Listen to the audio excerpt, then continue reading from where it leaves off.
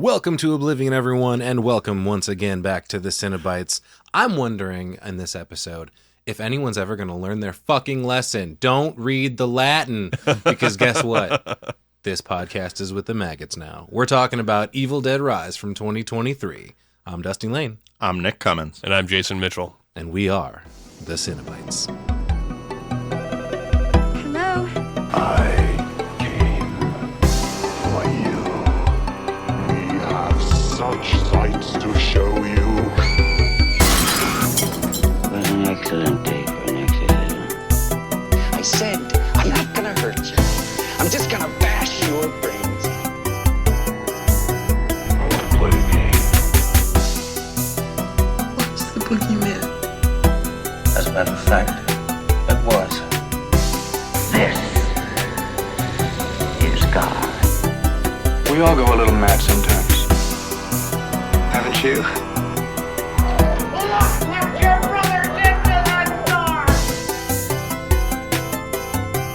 But sometimes that is better.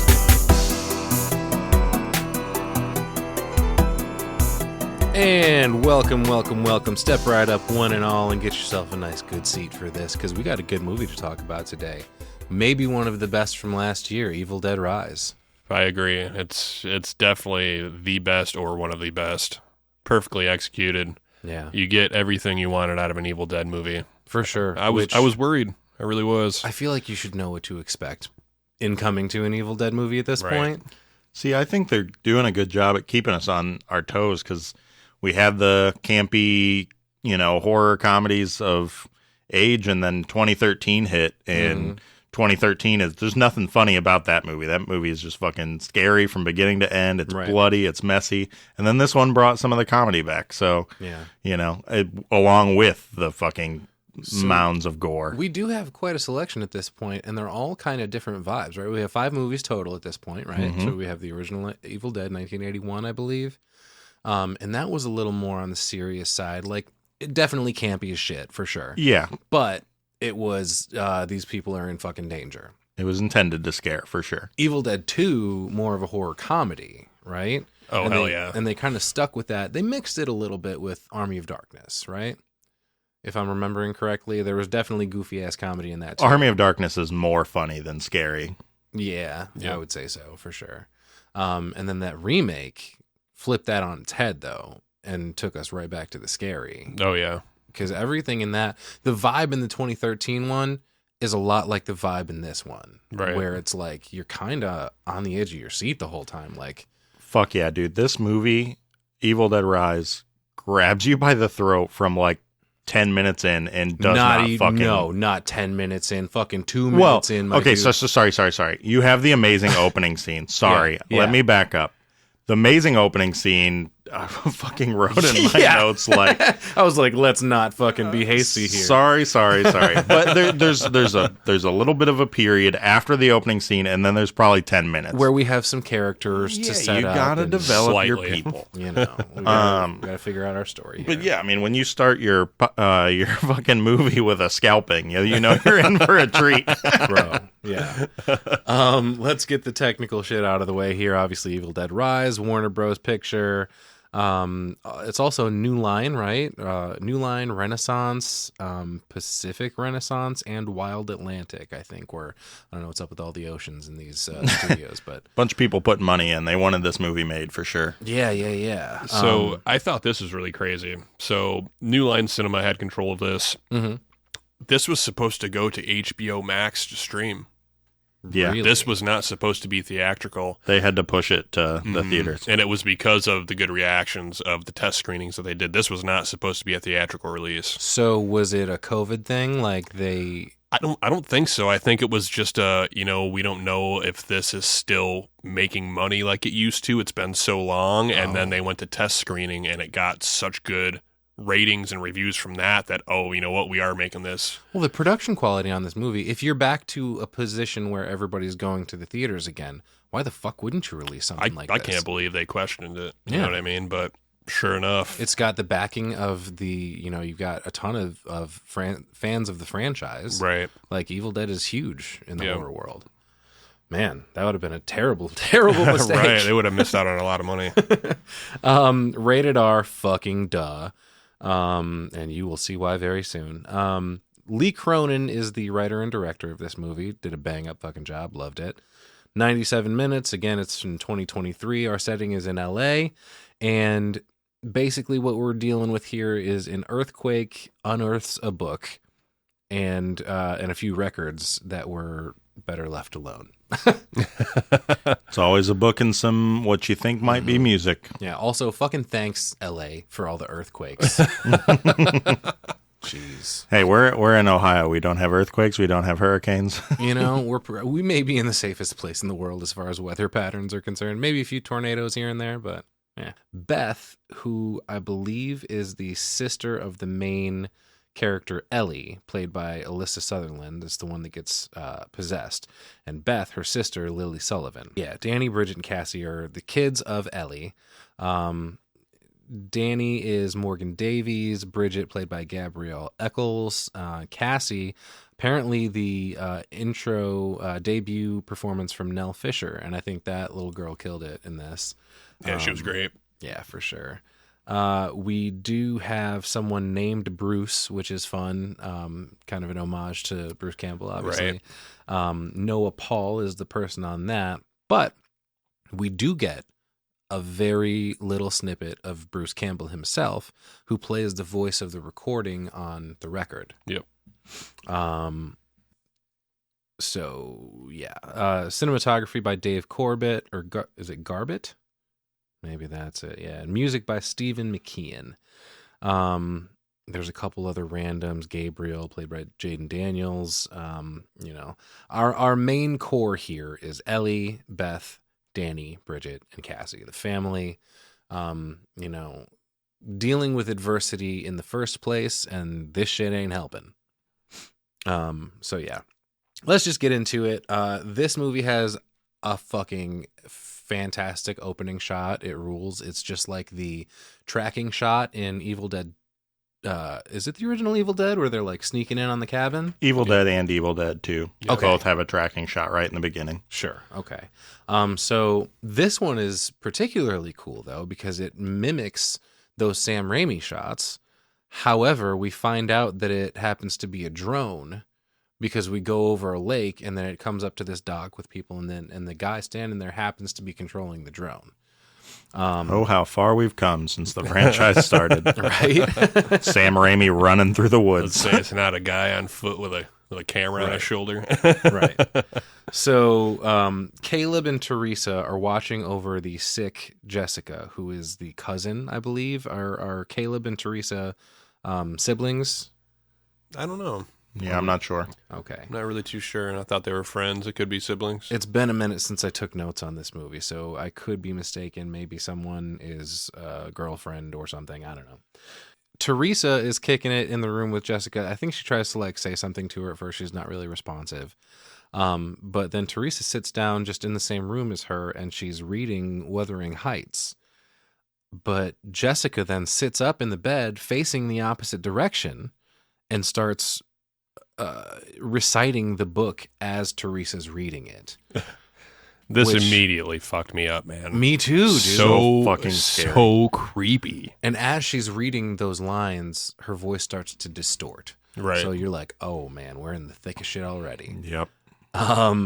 So she's reciting the book that Teresa was silently reading.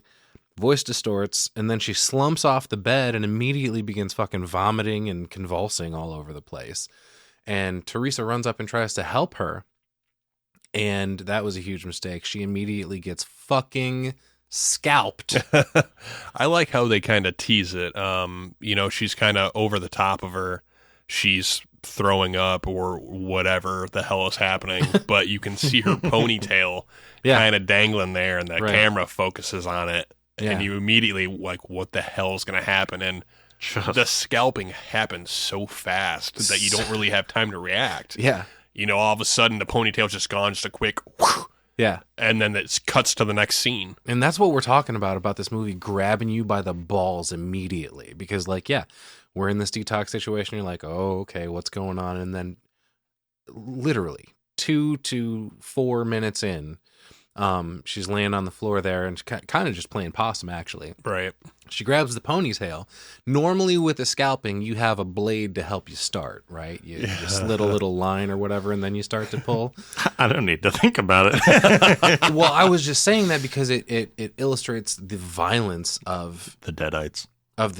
In this movie in particular, this scene in particular, because she rips her ponytail off from back to front.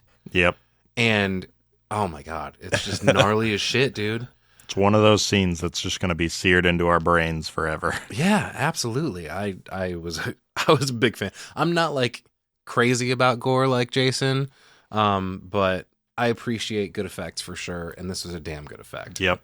They were just letting us know that, hey, we're here, Evil Dead. You know what I mean? You know what you show up for, and this is it. Yeah, and that was a good sign of what was to come for me. Yeah. You know, we're like you said, 2-3 minutes into the movie, And this movie's and the fucking shit's already vicious. hitting the fan. Yeah, it's Oh my God. great. Further illustrated by Jessica then walking outside where Caleb is, and the first thing you see her feet for like 2 seconds, and then suddenly she drops the fucking scalp. Or is it? It's not Jessica, is it? It's actually Teresa walking out with her own scalp. Yep. Because she walks up to Caleb and she's like, "Hey, I'm fucked up." Like, can you imagine carrying your own top of your head? Put it back on. Put it back on. Can you figure this out? I Please don't know what put to it do with back this. Call an ambulance. It stings. I can feel the fly on my brain. Good Lord. So yeah, she drops the top of her own head on the dock, and she's walking up to Caleb, who's still fucking around with his drone. And he turns around and he's like, "Oh my God, what the fuck is going on?" Which is then when Jessica actually does come out, right? Yeah. Yes. Totes. Yes.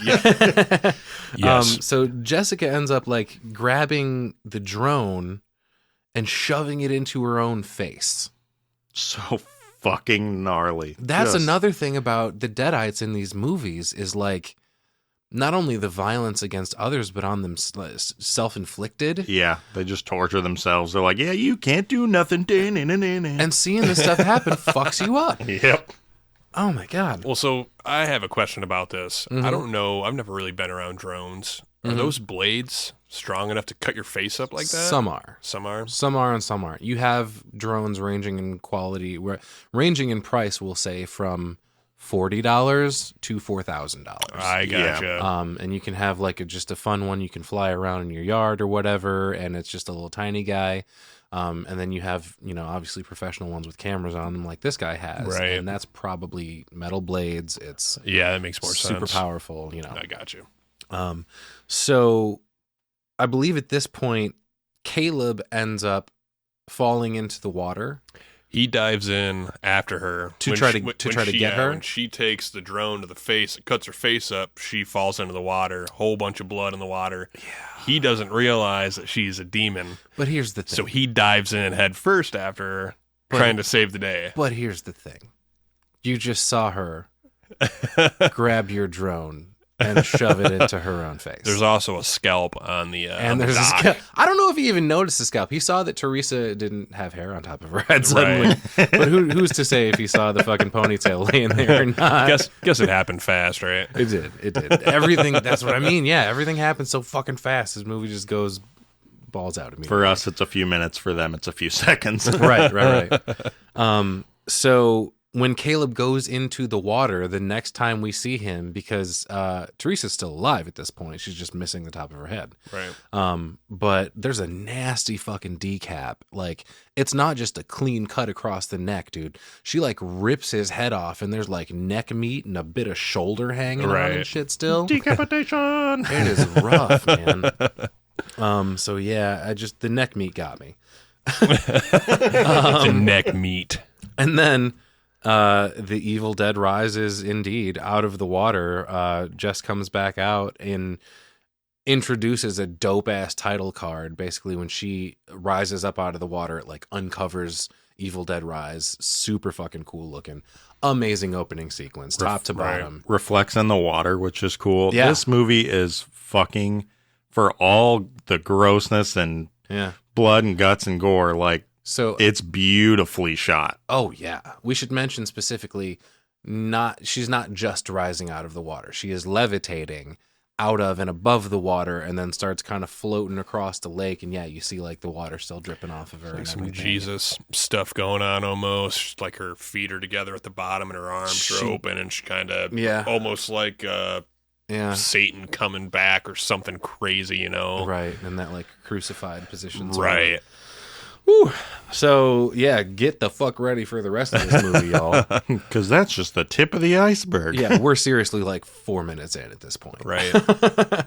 But then we cut to one day earlier, when we go to Beth, who is like a guitar tech or something. She's a guitar tech, roadie. I almost could have said maybe tour manager, but she's trying to get into like a lead position. right.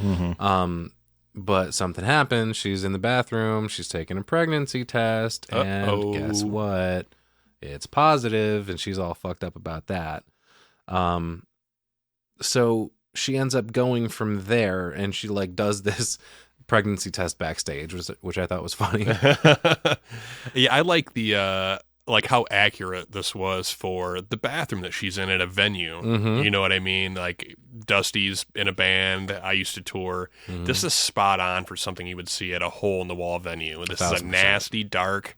Lights aren't working. There's stickers everywhere. Yeah. You know what I mean? You don't really want to touch anything. It's spot on. Yeah. I saw a TikTok the other day of somebody who like recreated like a dive bar bathroom as their bathroom. And I was like, my God. that's fucking sick. Like, I want to do that. That's actually pretty cool. Stickers all over the walls and stuff. Like, obviously, it's not actually gross. Yeah, I was fucking, gonna say, yeah, for a good time call. Go ahead and spin in a circle and take a piss. You know? Never have to worry about cleaning your bathroom again. Oh, good Lord.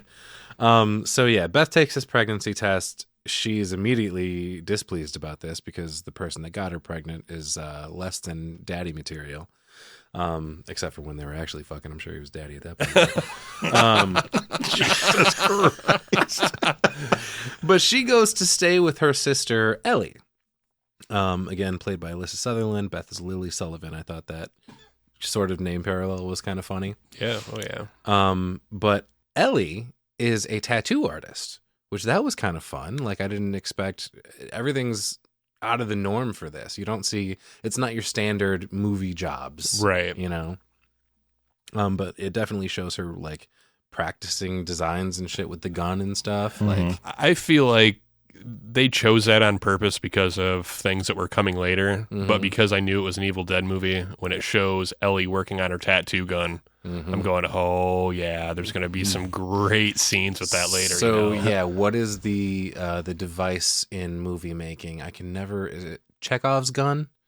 Which basically states like if you introduce a gun in the first act of a movie, it has to go off by the third act. Oh, I gotcha. So Yes. same principle. It's a recurring thing. Right. in movie Yep, there's a making in tattoo general. gun. She's That will soldering, come back. trying to get it to work, and yeah, It works later.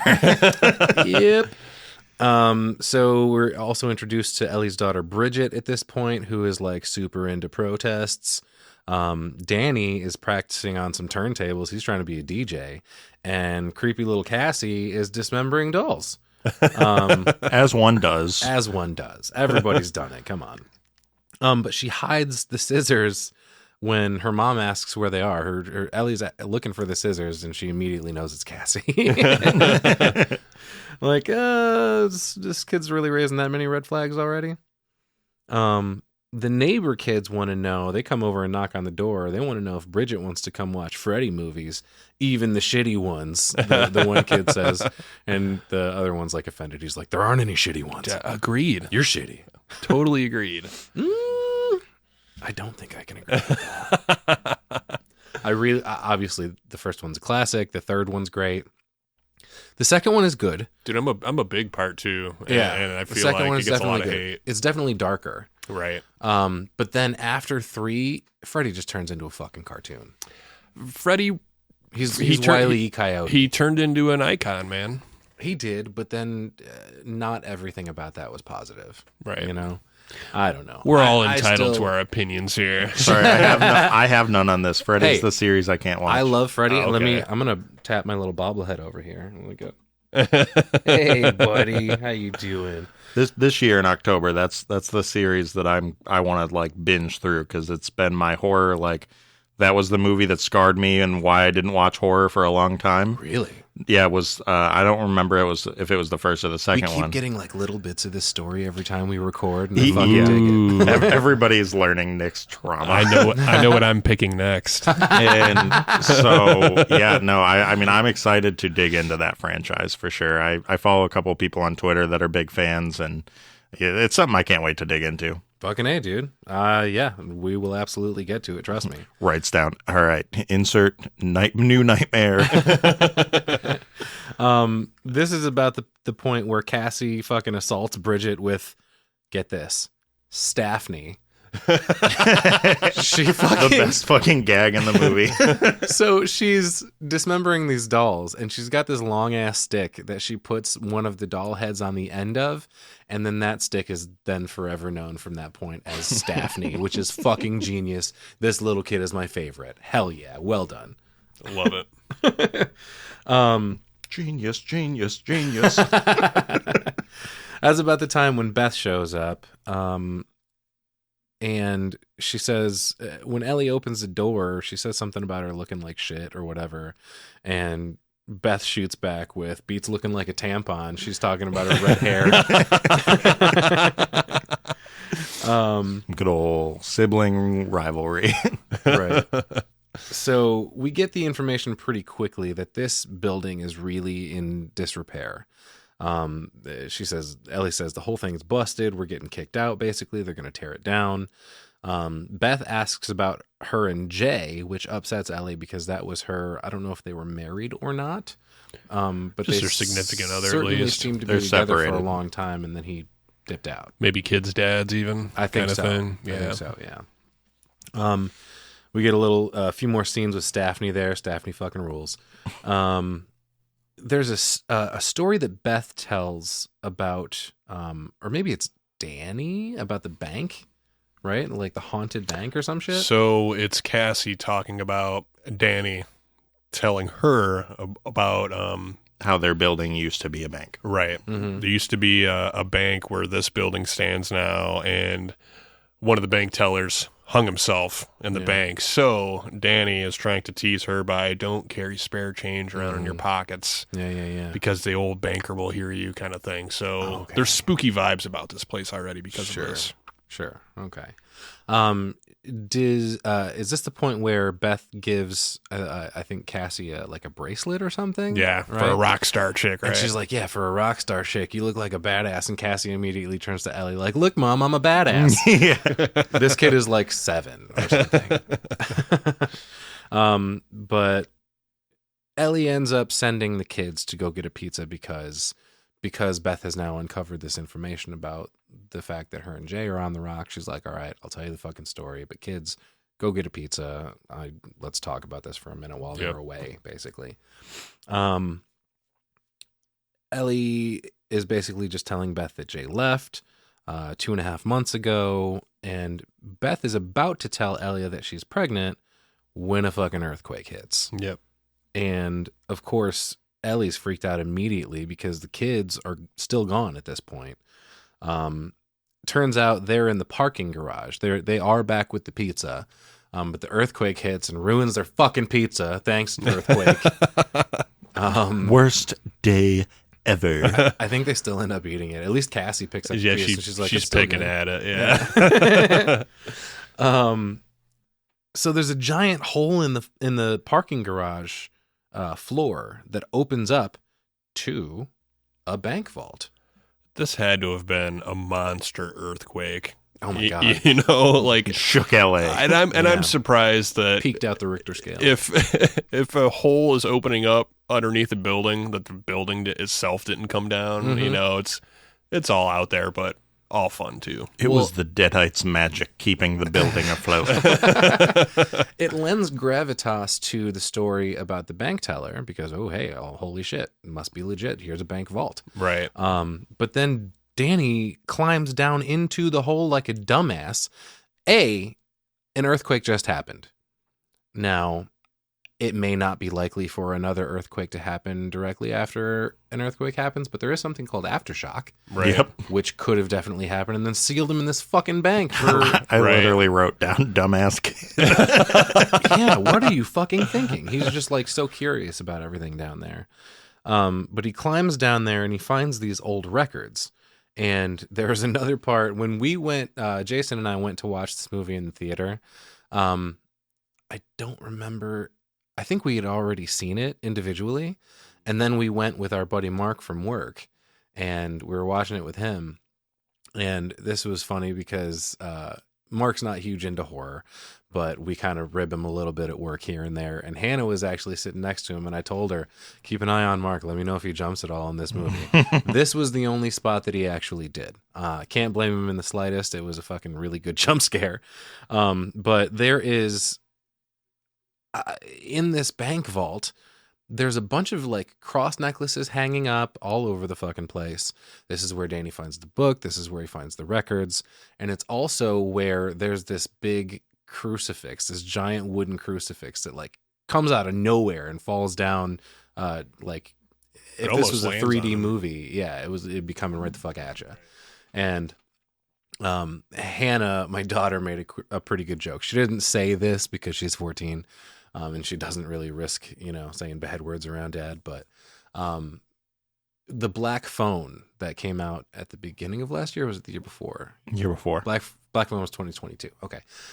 There's a part in that where the little girl is like praying and like something happens where like her prayer doesn't get answered and like the opposite thing she wants happens. So like when she starts praying at this point, she's like, Jesus, what the fuck?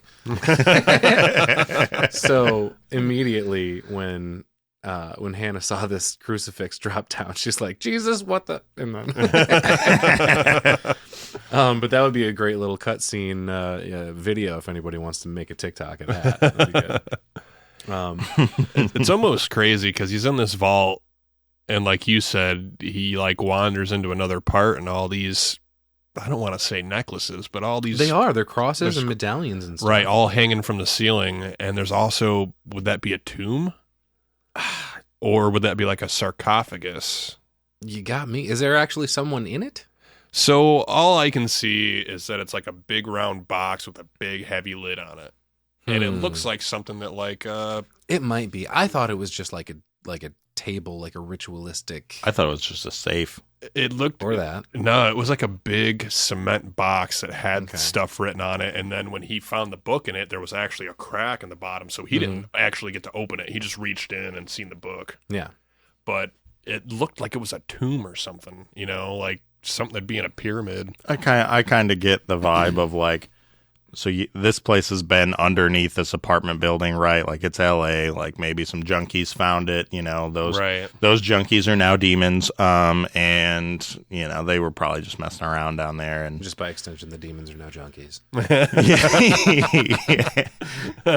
Well, these demons, they get off on something, right? Demons are fucking terror junkies, right? Yeah. So yeah, Danny's down here exploring all this shit because he's an idiot.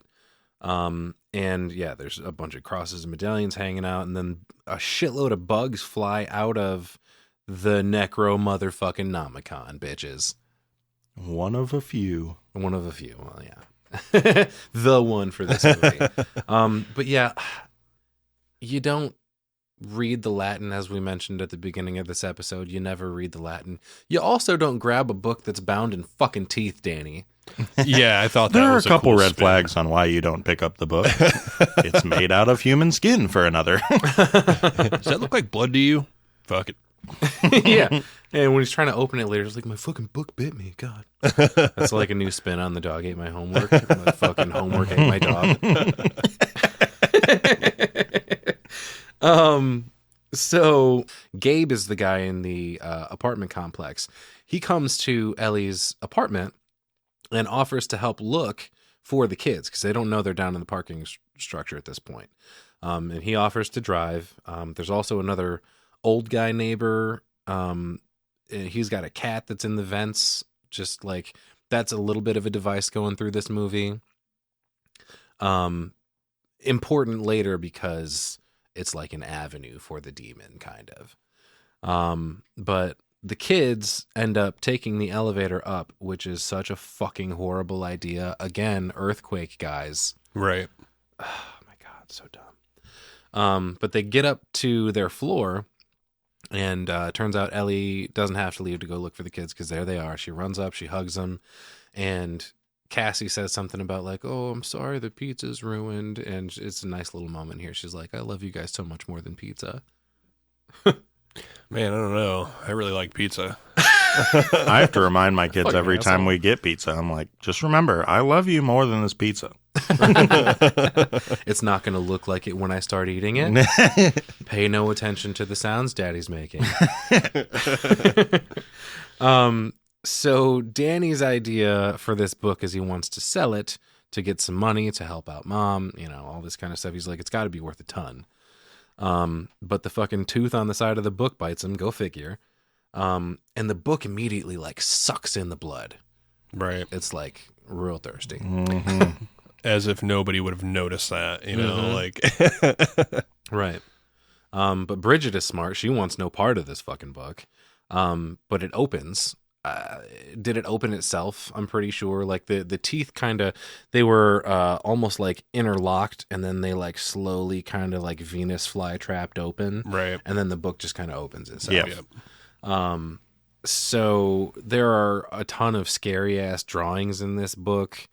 I mean, Bridget says put it back, but Danny isn't paying attention, fucking obviously.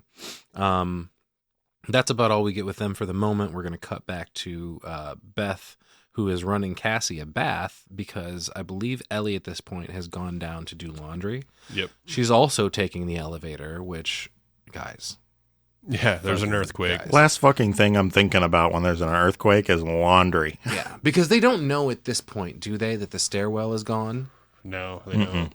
Yeah, so like at least go check first, She's just like, I'm going to take the convenient way. Better take the elevator. Yeah, there's no chance of this going badly.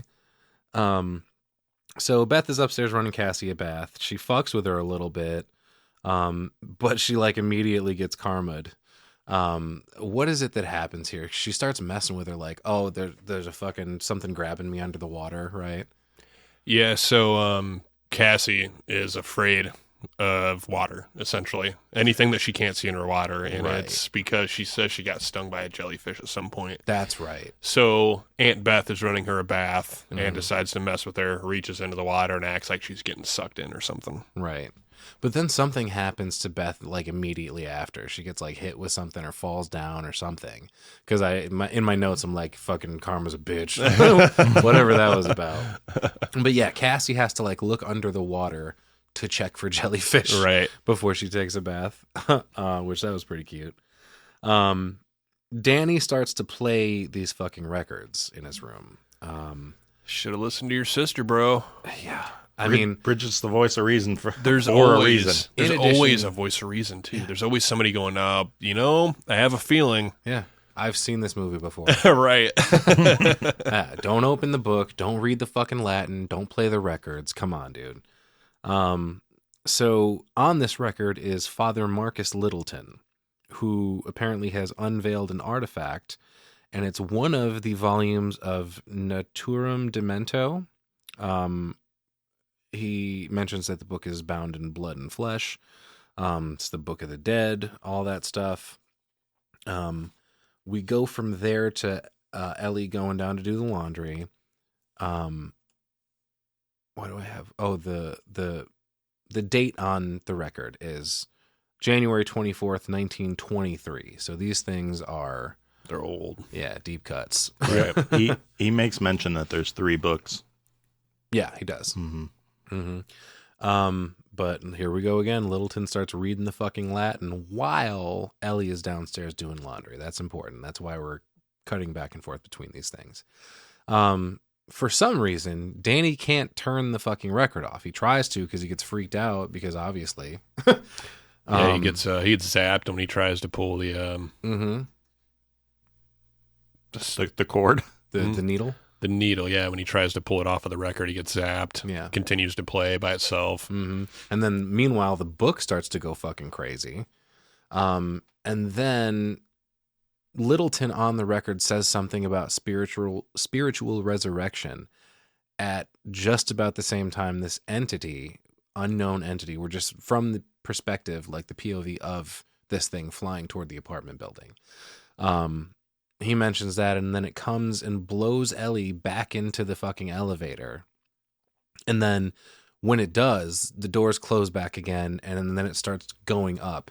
It shoots all the way to the top. Fast as fuck. Yeah.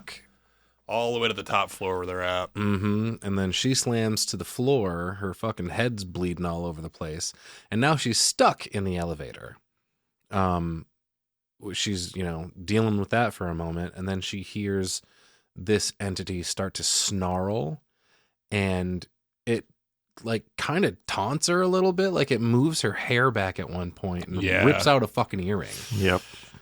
Oh, my God. So fucking gross. Yeah, it looks fucking painful. But I do like the cool shot of the moving hair back. Yeah, by it's an almost invisible like force. It brushed her hair behind her well, ear almost. Again, kind of like Paranormal Activity. Yeah, it was getting the hair out of her way to reach the earring. Right. Paranormal Activity, there's one part where Katie says, I can feel it breathing, and then her hair gets like blown. Right. Yeah.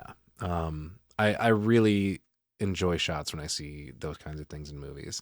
But then there's some like demonic breathing going on. Fucking like something invisible is just hitting her. And then what I think is the coolest fucking image in this movie is when he hangs her literally like around the neck. Cables from the elevator wrap around her neck, sort of like the tree rape in the OG. Yep. The tree rape and then the vines in 2013. There's always this scene. They always are. The woman that is first possessed is always like taken by like a device like that and kind of put into the position that you need to be in for the ritual to start. Right. Yeah. Which I think it was kind of cool. They kind of left the sexual part out of this one, but we all know it was there though. Right. You know what I mean? Right. But yeah, just this image of her suspended by cables in the middle of the elevator. Like she's not touching the floor. Right. She's just floating, suspended by these cables. And then one of them snaps her fucking arm up. Right. Breaks it completely. Super unnatural position for her to be in and everything. But if I could have a poster of just that shot of her suspended in the elevator. Oh man. It's a gnarly one for sure. Yeah. It's fantastic.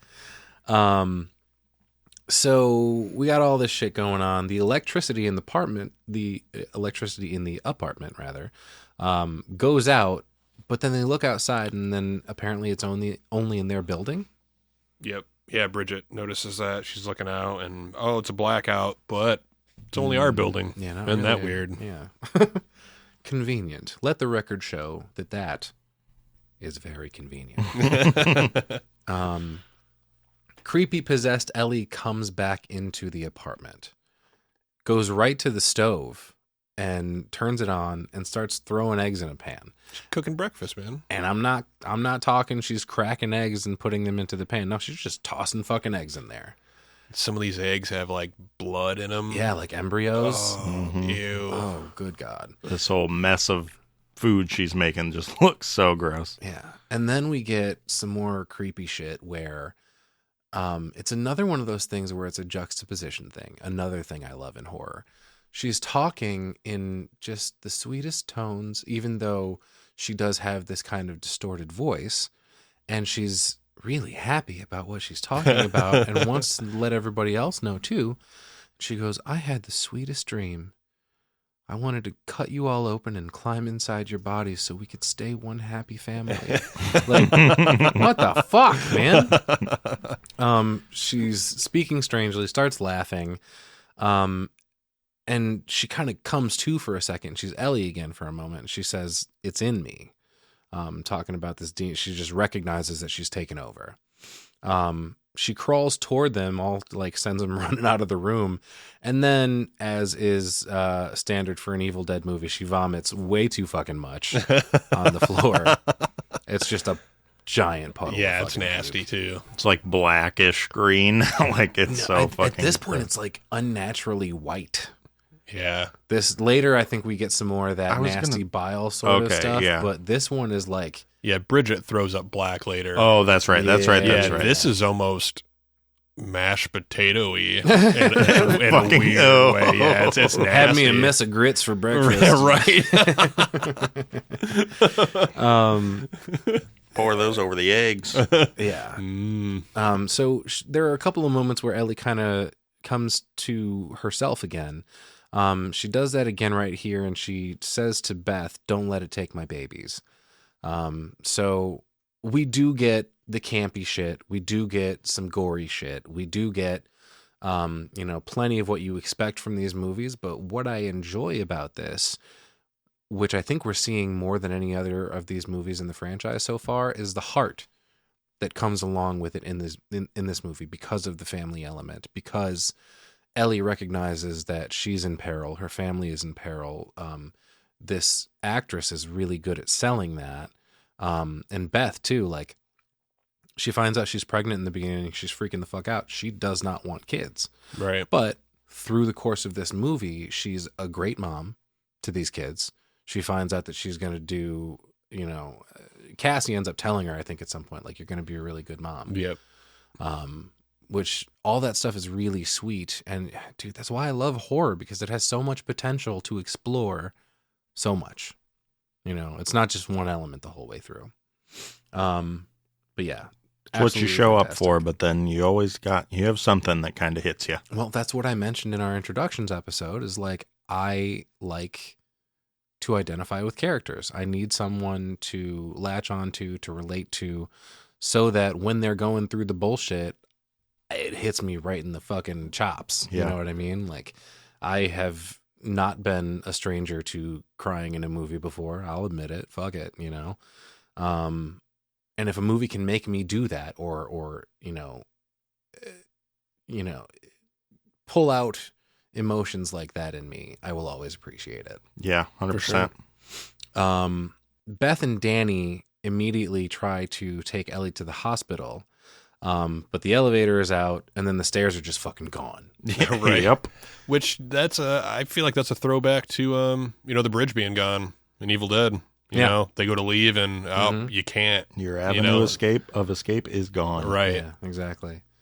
But because they can't go anywhere, Ellie fucking dies. That's it. So they lay her back in her bed. Someone tries to close her eyes, and then they like pop back open. You. It's one of the neighbor boys. Yeah, Gabe, I think. Mm-hmm. Because immediately after that, he wants to pray. Right. He's a religious gentleman. But yeah, there's a situation. They close the eyes, they pop back open. That's fucking creepy as shit. He starts praying. Then they talk about going out the fire escape to try to figure out some way out of this fucking building. Yep. There's an old fire escape through one of the apartments, and the apartment's vacant, but nobody's got a key. Right. So they have to try to fucking bust into this apartment. Right. There's some weird fake rain in the shot. I think probably the worst effect of the movie, which, if that's the worst you're doing, then you're doing just fine. Because You're not spending the money on the rain shot. You're spending the money on the blood pouring from the ceiling. But the one thing that I noticed in this movie is like, oh, that kind of looks like a video game. You know? I don't think I even noticed, just because there's so much other stuff going on. Like, I knew it was raining. Right. You can see the lightning and stuff in the background, but I don't think I took notice of that. Yeah. I want to mention, like, we're taking our time talking about this movie, but this movie moves at a fucking it's phenomenal fast. pace. Yeah. It's so quick. Lightning quick. Beth is then talking to Ellie's body, essentially. She's just opening up to her about, trying to finish what she started to tell her earlier. Just letting herself open up because her sister just died. Right. It's she's fucked up. But she says she's scared.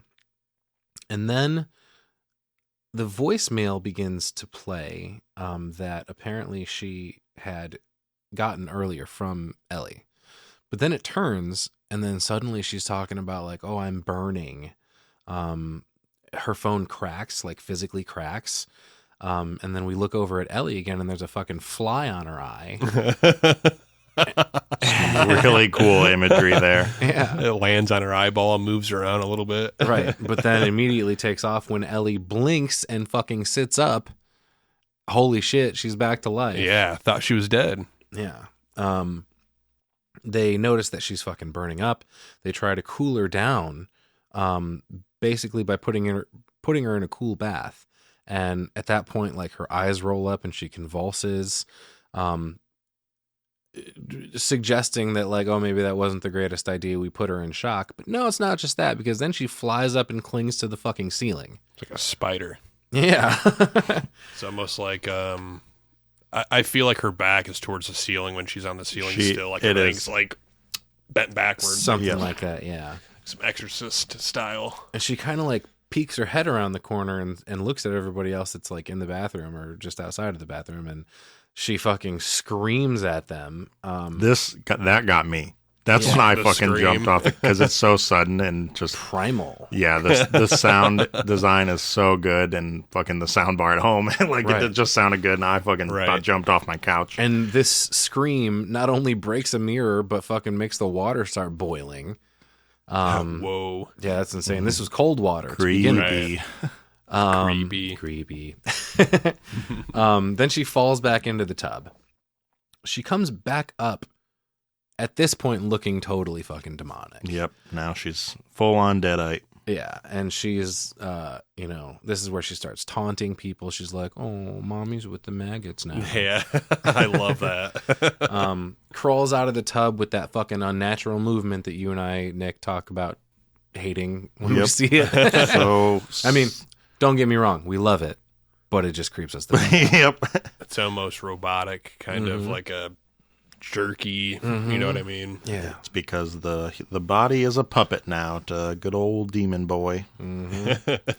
There's a cool shot of Bridget in a mirror shard, which is what Ellie attacks Beth with and stabs her in the fucking hand, goes right through it. Yep.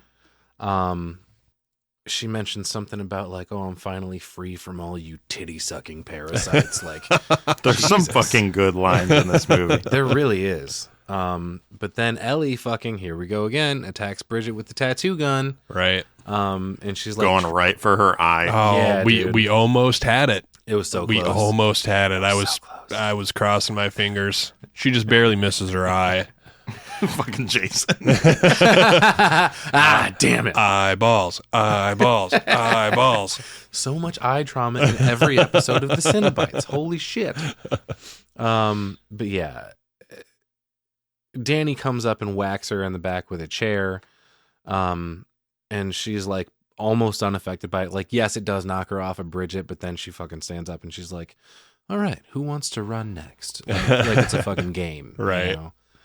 But then she attacks Gabe and bites his fucking eye out.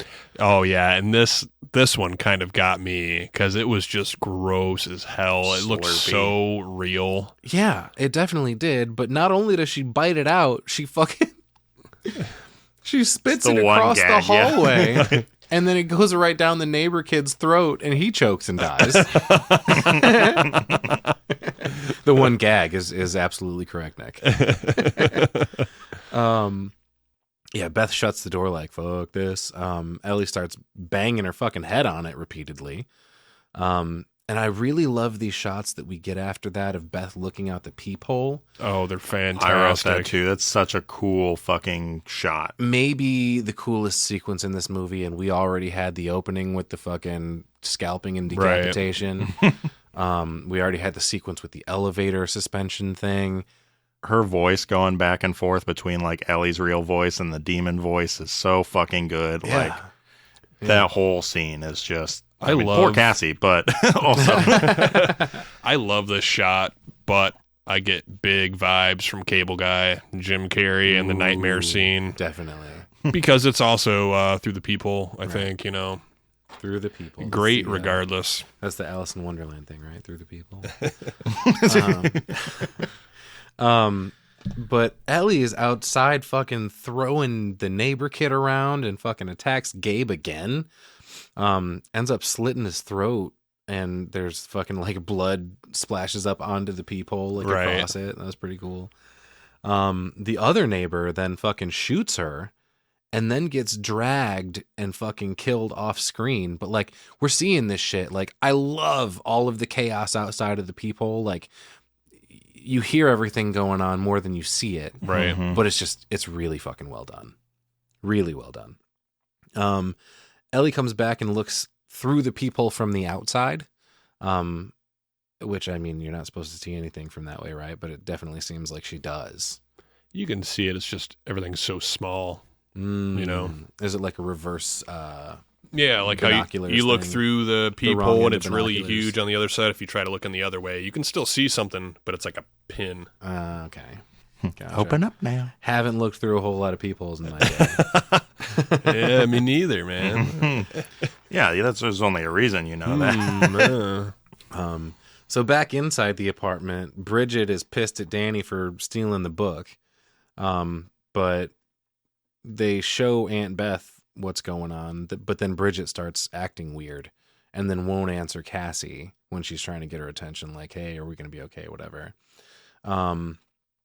Her face is like getting worse, I guess. I don't know, there's like a bunch of webbed black, like spider veiny shit going on. Throwback to original Evil Dead when Ash's arm was becoming possessed. The same things happened to her. It's starting on her face and webbing out and covering her whole head. And So Ellie switches tactics at this point. She's still sitting outside of the apartment, and it's really cool when they look out the peephole again. She's like sitting exactly centered in the peephole, but facing the opposite direction.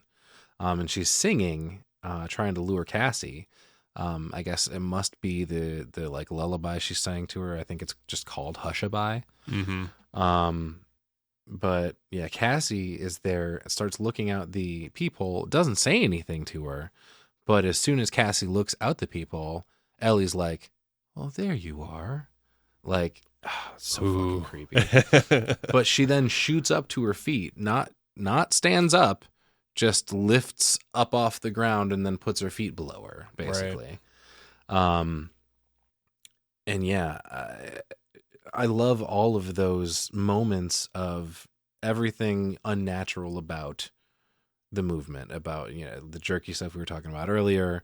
Like you said, Nick, it definitely looks like a puppet. She's being marionetted outside. Yeah. She's just lifted up like fucking what's her face, Sound of Music, Julie Andrews singing The Lonely Goat Herd, you know? Yeah. Like, yodel he who, indeed. But yeah, she turns around and she's basically trying to get Cassie to let her in. We cut back to Bridget for a second, who now has like black blood leaking out of her face. She vomits some bugs up. Her transformation's kind of crazy too, which we're going to get the big reveal of that in a second. But Cassie looking out the peephole, she's like, "You don't look so good, Mom." And here's another like playing on this girl's emotions. She's like, "Well, it's nothing a big hug and kiss from you won't fix." And then Cassie slowly unlocks the door, and the fucking second it's unlocked, her arm is through that door and on Cassie's throat. Oh, yeah. Immediately. Just lurches for it. Yeah, it's pretty powerful, I think. So she's yelling at her, and she goes, no. She's yelling at Beth, because Beth hears the commotion, runs up, and she's trying to keep her out. And Ellie is fucking with her. She's like, "Open the door like you opened your legs." And then she calls her a groupie or something, and Beth is all pissed. She's like, "I'm not a groupie." So Beth sends Danny and Cassie to their room, and Cassie's like, "That's cool." Cassie goes, "That's cool. Staffney will protect us." And guess what? She's fucking right. Bridget is out in the kitchen squatting on the fucking counter strangely and just eating glass. Oh, yeah, this scene is rough. Yeah. She's eating a wine glass, and you can see the glass go down her throat and cut it from the inside. Yeah, starts poking out through the inside of her neck. Yeah. Nasty. Super nasty. But someone, is it Beth, I think, comes and finds her there. And she's like, I like the line that she says, because she's like, I got to kill the creepy crawlies I have inside my tummy. She goes, I don't like having things inside my tummy. Do you? Yeah. Talking about Beth's baby. Right. And they don't know. They don't have the information that she's pregnant. Only Ellie did. Right. You know? The demons know. But yeah, the creepy crawlies thing got me a little bit. And yeah, you get the glass protruding from her neck. She fucking ends up spitting at Beth, who then trips, and fucking Bridget crawls off the counter at her. And this is where we get the fucking cheese grater, dude. Oh yeah. God. I love it. Oh my god. I wish they wouldn't have shown this in the trailer, but it's so fucking delivered. Right. Yeah. It didn't ruin it, because at the moment You're out of the context of what's happening. You're so reactive to everything that's happening, because it's like bam, bam, bam, bam, bam. Here's another thing. Here's another thing. You're not thinking about things coming up, because you don't have time to, because you're still trying to process the last fucking thing that happened. Right. Another nod to like Sam Raimi's directing style. It like she like holds the cheese grater up, and it like just stops on the cheese grater real quick, and then she goes down on the leg. Yep. Slams this cheese grater down on Beth's leg and fucking pulls it. Oh, ground up meat all up in the cheese grater. Good God. Beth ends up whacking her with a spoon. But then she thinks better of it and gets a pot, so that's a little better. Beth ends up getting up and chasing Danny, but then fucking swallows Staffney, buddy, right in the throat. Oh yeah. So good. I love Staffney. She's my favorite. Our favorite side character, Staffney. Right. And then she pulls it out, and Bridget like falls down dead. And Staffney indeed fucking protected him. Like, well done, kid. Did she like sharpen it or something? It was like, I don't know if it was a broom handle or what, but it was broke off on the end. So so it was just naturally sharpened. Yeah, when Bridget went lunging after Cassie, she just kind of held it up and fell onto it mouth first. This is where we get Beth promises Cassie that she's not going to let anything happen to her, because Cassie's scared, obviously. And Cassie fires back at her with, "You'll be a good mom someday. You know how to lie to kids." Danny ends up tying Bridget up just in case she fucking comes back to life too. Not a bad idea. That's fucking great idea, actually. If you can't double tap, you better figure out some way to keep them still. Yeah, definitely. This is when Danny's telling Beth about the record and everything, and Beth wants to fucking listen to it. I mean, well, I think her idea is maybe there's something that can end this like curse or whatever you want to call it. That started it. Maybe it can finish it. Right. Or maybe there's something on there. Maybe there's another chant or something at the end. Maybe, she's got good intentions for this. Sure. She's My not logic Danny. probably would have been more akin to like, this is what started it. If you play it again, what if it makes it worse and fucking invites another one? That's not a bad thought, because I didn't think about that at all. We've seen a million of these movies. Horror movies don't exist in horror movies. Okay. Yeah, that's a fair point. We're going to have double demons if we play it again. Double demons. I used to love that game. So basically we find out that this fucking book can't be destroyed. The fucking what is the thing that the Littleton, the priest, right? He ends up talking about someone named Cortez and Shanahan. It was like a previous endeavor with all of this, that basically everyone that was in the place that they were when they were dealing with this entity didn't fucking go well for them. Right. Everybody fucking died. So yeah, it's around this time when Ellie hears the cat, because she's in a different part, I believe, of the apartment. Or no, she's still outside. She hasn't gotten back in, but hearing that cat that she knows from her neighbor likes to crawl through the vents, boom. That's where we get our back inside the apartment, unfortunately. You guys can jump in anytime. I know. I feel like I've been really quiet in this one. They say something about like it's still Littleton, I think, talking about the stuff, and he's like, the demons danced in the flames and shit. That's where we get Ellie in the ceiling. But at the same time, like while they're paying attention to what the fuck is above them, Bridget ends up sneaking back behind Cassie. She ends up stabbing Danny in the arm in the kitchen and fucking vomits blood all over his face. I hate seeing the vomit in the face thing. It's gross and unnecessary, and I'm not a fan. But like, why are the characters always dumb enough to have their mouth wide open? Yeah. I was going to say, it's almost, I can definitely see, yeah, that's nasty. That's gross. But anytime you see somebody get thrown up on like that, it goes all up in their mouth, then you know they're next. They're fucking, you know what I'm saying? Right. So he got possessed by that happening, you know? So yeah, she's puking blood all over his face, but then Ellie comes in behind Beth. While she's listening to the record, she like sneaks in. It's a really cool shot of her sneaking out of a vent and like down the wall and shit and coming up behind her. Mm-hmm. But she sees the reflection behind her, so she knows she's there. So Bridget then in the kitchen fucking Danny up, takes the knife and stabs him in the chest. But then he sets her on fucking fire, which is fun. Yeah, hell yeah. Demons are flammable. Yeah. The window is where we get the reflection of Ellie. Beth is sitting in front of a window listening to this record. Ellie comes up behind her. She sees the reflection and she ends up like running away and like stopping the record. But then Ellie puts her own fingernail on the record as a needle. Record. Oh, it's so fucking cool. And then cool. opens her mouth, and that's where the sound from the record is coming out. That's really fucking cool. It's badass. It's like Lilo and Stitch. Like right. I didn't even think about that. Beth ends up stabbing Ellie in the neck with a fucking screwdriver, which that's fun. Doesn't seem to do anything. Right.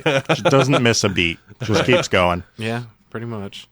Danny at this point is like dying on the floor and apologizes to Cassie, who is under the couch trying to hide, and that's a little bit of a dick move, Danny. I'm sorry. Don't call her out. Like, I know you want to apologize before the end, but then you're gonna fucking give away her hiding spot. Yeah, right. As if the demon didn't already know, though. You know, maybe. I don't know. They always seem like they're one step ahead. I'm trying to give her the benefit of the doubt, man. All right. So Ellie comes out and says that she's gonna fucking swallow their soul, which is a good time. Never swallows. Oh, and then she goes. She's talking to Beth when she says that, and she goes, "Oh, 2 souls. 2 souls. Yeah. Oh, got a twofer. Dig it." So yeah, this is technically when Ellie learns that Beth is pregnant, which doesn't make a whole lot of sense because we've already gotten references to it from demonic multiple entities. People. Yeah. So I don't know. Right. The demons mention it. The kids mention it. Like at this point, everybody knows. Beth is pregnant. So it's strange that it seems that Ellie is discovering this now, or the demon is. I don't know. I really like this scene. You know, she brings up 2 souls, and then it shows her hand on Beth's stomach, and it's almost like she's sinking her fingers into it going after the baby. You know, yeah. She also has a cool line here where she's like, you know, basically, I'm not Ellie. I look like her, whatever, but Ellie waits for you and your unborn bastard baby in hell. Right. Hell yeah. Again, so many fucking cool lines in this movie. Yeah, I really don't understand the hate that this movie gets. This movie fucking rules. Cassie passes Beth the scissors, I think maybe from under the couch still. Yeah, she she's still under the across couch. She floor. slides Yeah. on. Hey, Aunt Beth. Right. So then Beth stabs Ellie right in the fucking nostril. Yeah. That's gnarly as shit, too. And the sounds that it makes. Oh, my God. Again, the sound design. I mean, all of the different things in this movie that happen has such good sound design. Yeah. Squelching. But squelching is one of the worst words. But after the nose stab, they're like, all right, we got to get the fuck out of here. But they go outside and there's fucking bodies all over the fucking Right. hallway. Oh my God. this must have been what Mom was up to earlier. Right? The elevator doors keep opening and closing, and Beth ends up grabbing the shotgun that belonged to the older gentleman. But then Bleeding Ellie wakes back up with the fucking scissors in her face. Beth ends up dismembering Ellie with the shotgun, basically. She walks out into the hallway and she's like shooting limbs off, essentially. And all the neighbors at this point in the hallway, dead in the hallway, then begin to fucking wake up as deadites, of course. Now they're fucking surrounded. Showdown. Yeah. And there's a weird thing where like all of them are pretending to cry and then start to laugh, which is, you know, another taunting sort of thing. And then they all start yelling, "Dead by dawn, dead by dawn," which, again, everything's fucking quotable in this movie. Yep. So it's all throwbacks. It's on the nose, yeah. Mhm. Right. It's all Evil Dead references. I love it. Yeah. Cassie then sees the keys in the elevator door, like laying in the way of the door closing, which is why it keeps opening and closing back up. But then they get into the elevator, the doors close, and then the fucking elevator lights start to like, it's like a gauge where it's like filling up essentially with blood. With blood. Yeah. Hell yeah. I wrote in my notes, Q Slayer raining blood. But yeah, the entire fucking elevator, the walls start leaking blood. The floor starts getting covered. Then it starts filling up. And we got a fucking shining blood elevator situation going on. The deadites we see in the hallway like tear into Ellie. Like, we'll find out why in a second, but it's like, it's almost like a cannibalistic thing. Like they're just having at her. Body horror stuff, man. I love all the gore. Yeah. Something about body horror just makes me so uncomfortable, and I didn't expect it in Evil Dead. You know, this was something new to the franchise. Yeah. And kind of. Oh God. What It's happens so with it, at nasty. least, because we got plenty of body horror in the Evil Dead movies, but but not they fucking we think because that it looks she's- so real now, it's even worse. well, we think she's being torn into, but what's really happening is they're creating a fucking people monster. They all like fuse bodies, and it's just Yeah. this fucking crazy thing with limbs all over the place and like 8 heads, and oh my God, woof. it's messed up. Yeah. So the elevator is filling. This monster starts coming through the fucking ceiling of the elevator.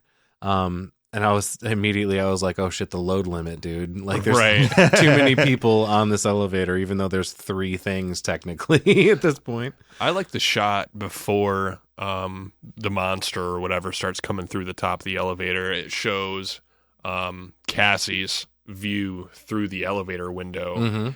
And you can see the blood coming up, so it's going up to her neck. Right. You know what I heck, mean? it's up to my neck. It's kind of fiddle, crazy it's up to that my middle. she's so young, because Evil Dead does not take the easy way out and do CGI for everything. So when that elevator was filling up, there was fake blood in there, you know. So Yeah, that poor kid's fucked up now. yeah, I mean, she's gonna Well, probably and the other kids, I mean, they were teenagers, but I mean, I appreciate it, and it's also just like makes me think about like the kid actors, but it's just like, man, it's a lot to put kids through this stuff. Yeah, Cassie had to grow up fast, man. She's either going to continue to do great things like this, Right. or this will be it. It's either Right. she's either Right. gonna love it Or turn into a little fucking creep. yeah, you know, like Cortland maybe we'll Reed, see a lot of like- her, and I hope we do. You know? Yeah. Oh, absolutely. Yeah. Nell Fisher once again. I think she killed it in this role. Absolutely. The elevator ends up falling, and we get an improvement, I feel, which are probably strong words, but an improvement on the blood elevator from The Shining. It explodes with blood when it Right. gets to the bottom, rather than just like leaking and rushing out. Right. It's a blood explosion, dude. Instead of like an open river, Right. is almost how The Right. Shining is. Which is great when it comes out of the elevator in The Shining. It's so much that it starts like moving the furniture around. Right. But this one is just like so explosive, like I Right. said. Well, and I feel like it even feels more explosive because of the tension that's all been built up at this point, and you've been on the edge of your seat since 15 minutes in. For about the last hour. Yeah. And Cassie is like unresponsive on the floor, and Beth is trying to like make her come to. And when she does, she's immediately like, "Am I dead?" Right. Poor Man, kid. Yeah, this kid's going through some shit. But Beth and Cassie end up getting in a car. And then a fucking like the beeper for the remote for the door isn't working. It's like a garage door opener kind yeah, of. Yeah. In the parking garage, they're trying to get out, but they can't. The fucking thing won't work. And then here we go with this fucking disgusting people monster fucking crawling toward him again. It's like dancing around the car, basically. It's like kind of chasing them around for a minute. Mm-hmm. So that's when she just decides, Beth does, that they're just gonna fucking make a run for it. There's a little bit of a hole under the gate. The gate's starting to close, but there's time. But there's time. Right. And she's like, we're just gonna fucking dive for it. She makes it out. Cassie gets pulled back in, and you're like, oh fuck. I'm sorry, little kid. It's Right. over. Gate shuts too. So Right. that was a thing. Like, oh man. Yeah. Yeah, and that's even worse is that Beth can't get to her. Right. She starts shaking the cage, trying to lift it, and it won't work. And Right. she ends up busting through a little section off to the side. Yeah. So Ellie is back to taunting her youngest daughter, unfortunately, and she goes, it's okay. All I want is your little head, baby girl. Fuck, man. Just keeps on coming. Just your head. The writers of these movies just have to sit around and they're like, what's the most fucked up thing we can say in this exact moment? But hey, speaking of Evil Dead references, what's the messiest weapon we can use? Chainsaw. The fucking chainsaw. Beth ends up like shooting the monster. And she fucking like says something about come get some. The monster throws the fucking chainsaw. Beth falls and like almost onto it, I think. Right. Mm-hmm. And oh man, it's like a Resident Evil boss fight. It definitely is. Yeah. That's what came to my mind. I was gonna say that too. Like definitely super Resident Evil. Like the design of the monster is very what is it, Raccoon City or some shit? Is that the one? I'm not super familiar with the Resident Evil. Oh, okay. I think you might be right. Okay. But yeah, Beth ends up falling. There's a cool shot of Bridget, whose face turning on the fucking ends up not her face it turns on the grinder. So basically it's on the side of the monster. They're on this machine that's like a fucking wood chipper sort of a thing, a grinder, like an industrial piece of machinery.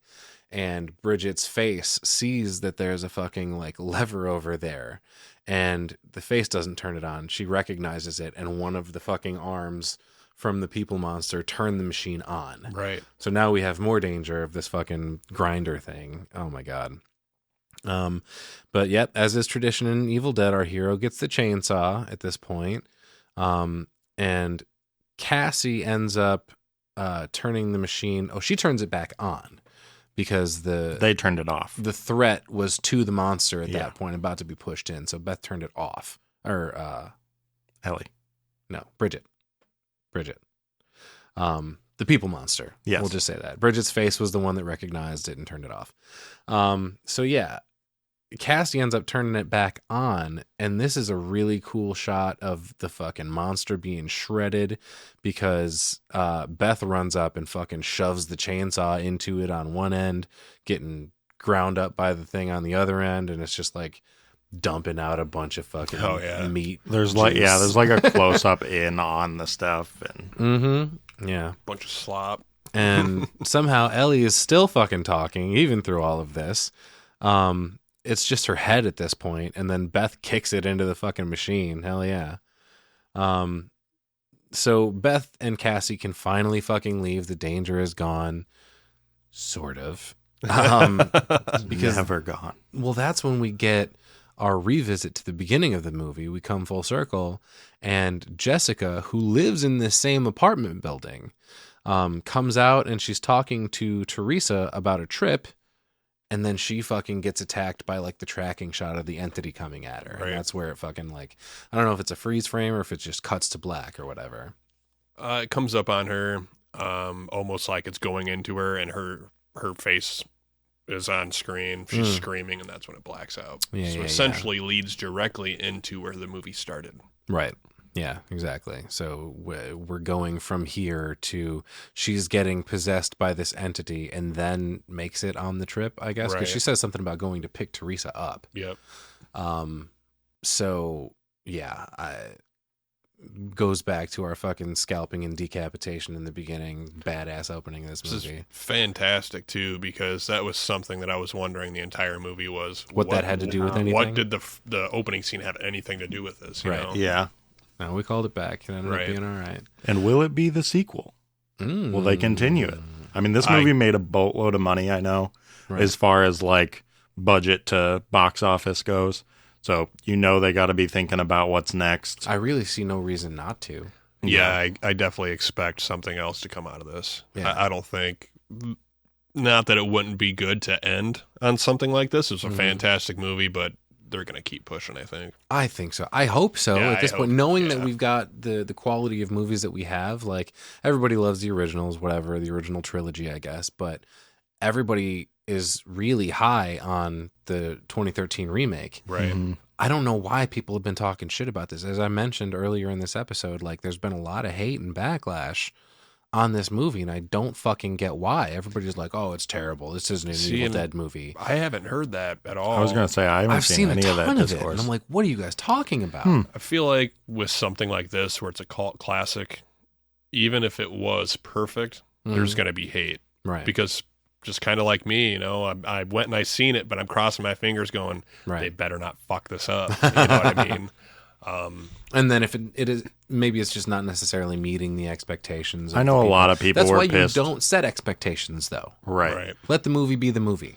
A lot of people were pissed. They moved on from Bruce Campbell, and he's not in this at all. And then But he is, though. He's got his little voice cameo, yes. But like, the thing about it is you got to pass the torch at some point. You know, Bruce Campbell's in his 70s now. Like the dude can't keep fighting deadites like this. And literally every other franchise has done it.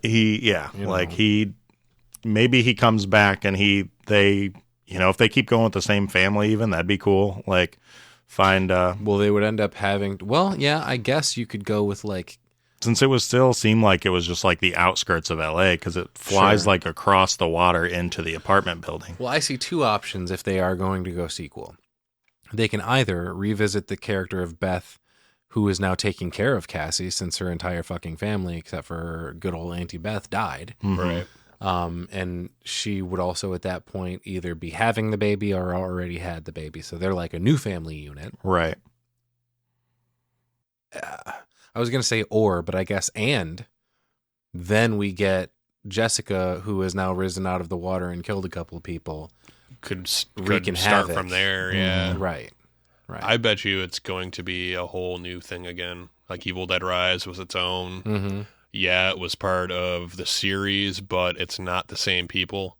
I think that's going to happen again, personally. Now it'll just be like serialized versions. Like it's all going to continue with the same Evil Dead, the Book of the Dead, Necronomicon kind of a thing, but it's just going to be the Deadites tormenting family after family. Right. Which- I mean, I'm here for that too. It would have been a much better situation if, so like the Halloween franchise, for example, was originally supposed to be an anthology, I guess. Like, it was never supposed to be all Michael Myers. The popularity of the first movie pretty much insisted that they make another Michael Myers movie. Carpenter fucking hated it, Right. didn't want to do it. But then, since the other movie didn't have as good as a reception, they went in the other direction, not with Carpenter again, but Tommy Lee Wallace, I believe, with Halloween 3. That's a great fucking movie. It's really fucking enjoyable. I It like has Halloween nothing 3 to a do lot. with Michael Myers. It does have a little tiny clip of him in it, but Right. nothing to do with that story at all. I really wish they had just gone the anthology route on one hand, but also I fucking love me some Michael. I don't Right. know. I do you after do? like seeing the trilogy, they should have just introduced is it Billy, the new kid that like starts killing people too. I can't think of his name right now. Mikey. Corey. Corey. They should have just introduced him in 2018 in the first movie of the new trilogy, and then developed that whole like him turning into the new Michael kind of a thing. Well, let's not start talking about fucking Corey and get me all riled. All right, I'm sorry. Yeah, 2018 ruled. The other ones, meh, I don't know. But back to Evil Dead Rise, dude. This movie is a wild fucking ride from start to finish.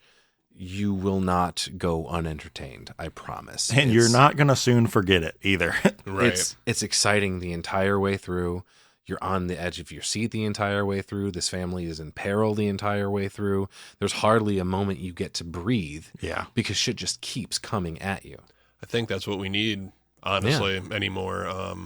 We have a million slow-going movies. That's where almost all the horror started, a slow build. Mm-hmm. I feel like with attention spans and the way that people are nowadays, this is what a good horror movie needs to be. Yeah, it doesn't let up from end to end, and Right. it's a damn good time for it. Yep. Sure. Just crazy visuals to scare the shit out of you and sleep with the lights on. Mm-hmm. Who knew such nastiness could be so fun?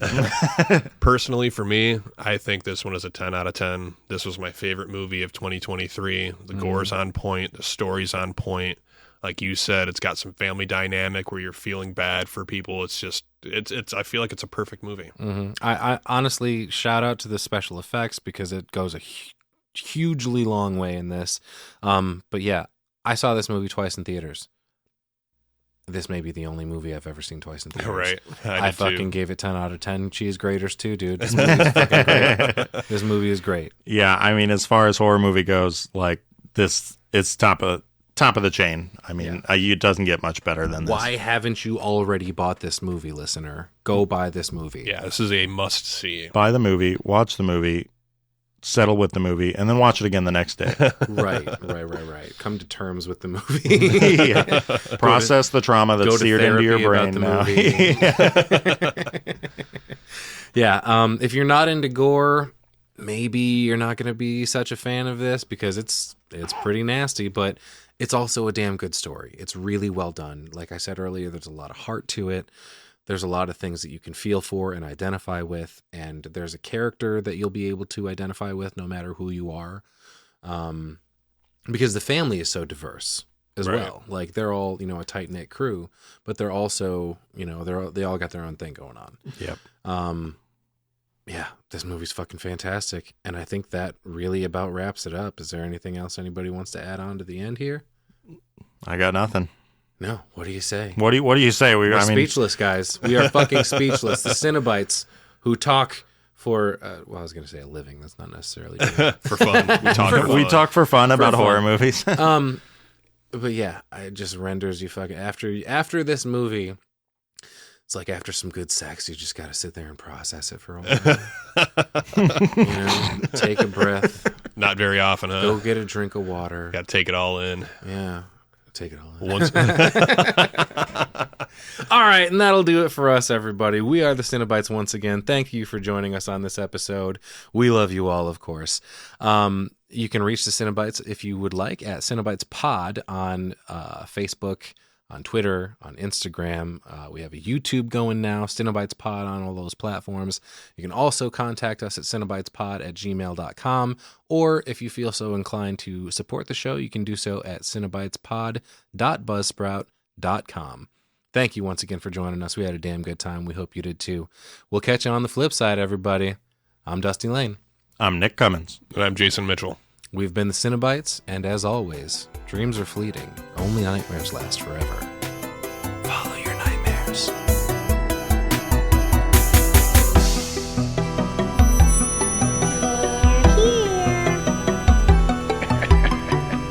Boy. Kill her, Mommy.